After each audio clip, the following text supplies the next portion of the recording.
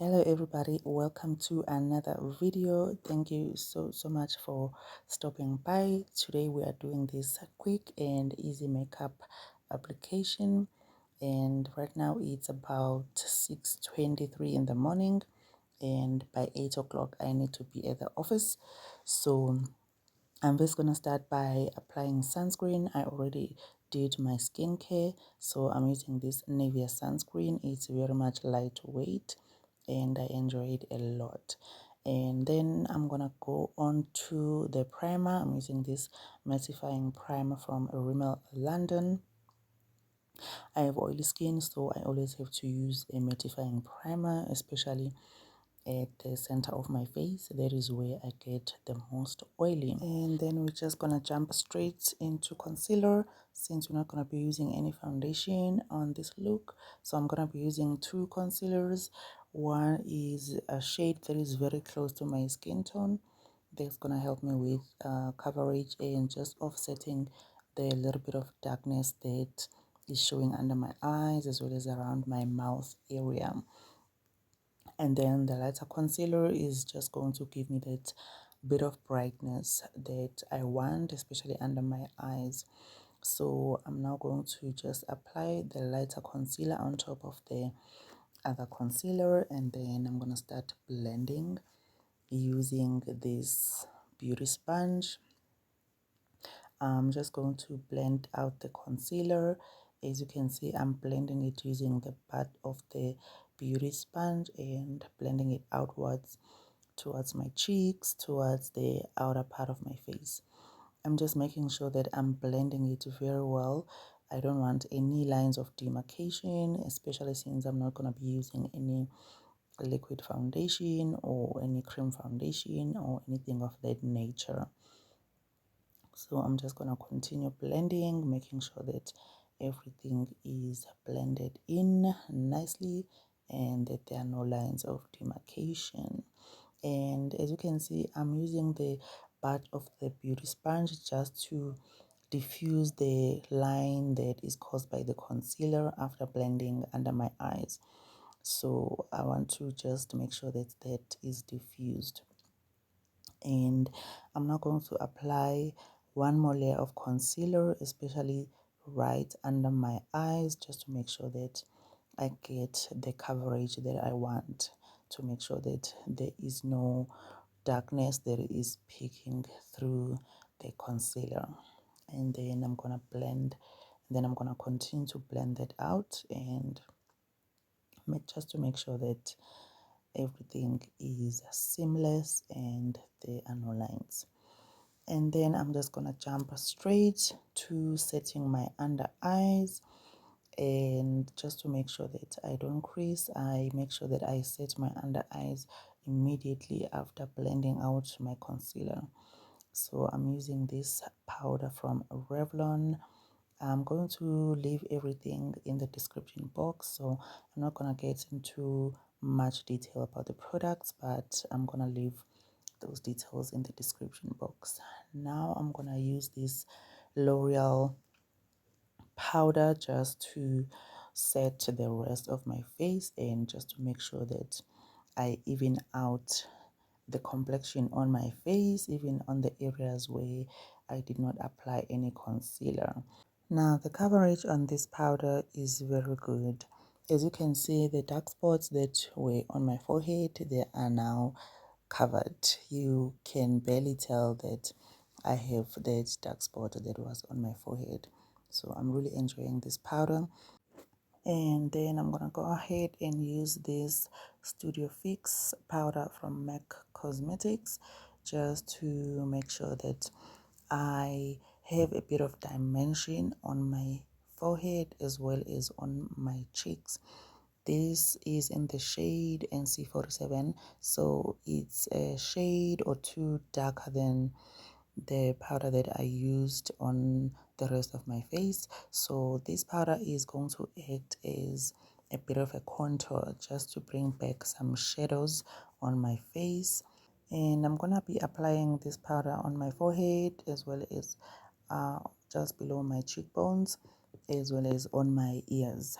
I always find that if you do that, if you apply your contour on your ears just a little bit, it just appears more cohesive. The makeup look just appears more cohesive. And I'm gonna be using the same powder to just bring back the shape of my nose because it looks a bit flat with all the powders that I've been applying. So I'm using the same Studio Fix powder from MAC Cosmetics just to bring back the shape of my nose.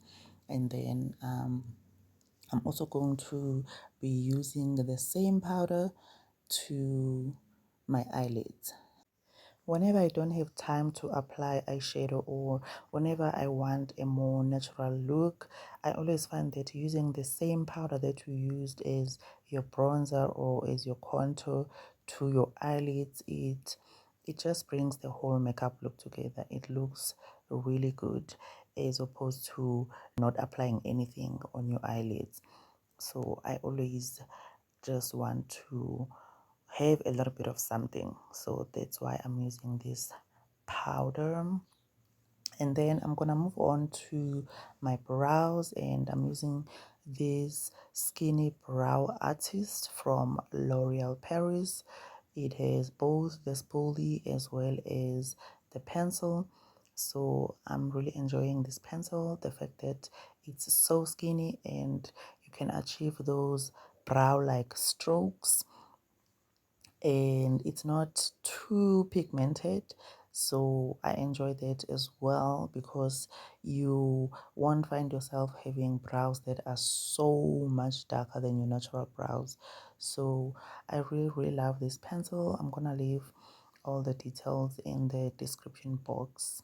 So as you can see, I'm just doing very light strokes, just filling in the brows. I'm not going to be making them thicker or bigger than what they are. I just want to fill them in so that they look more full.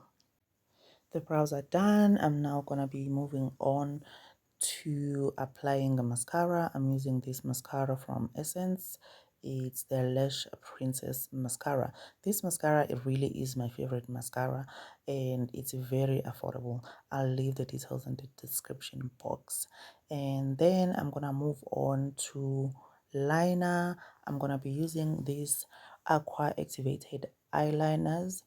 They are very pigmented, they are very easy to use, and you just need to just dip your brush in water and then swirl it around in the tub, and then voila, you've got your eyeliner. And they're very pigmented, they are smudge proof. Once you apply them, they are not going to move, but they are not waterproof.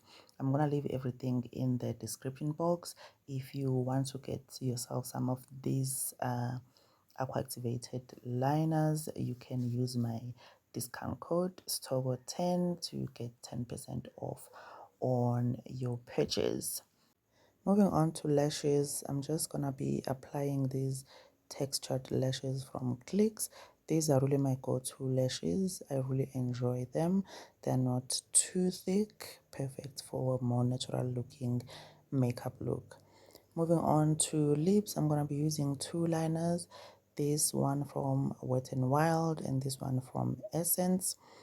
To line my lips, I'm first going to be using this liner from Wet n Wild. I think it's in the shade Chestnut. I think it's in the shade Chestnut, but I'm gonna leave it in the description box.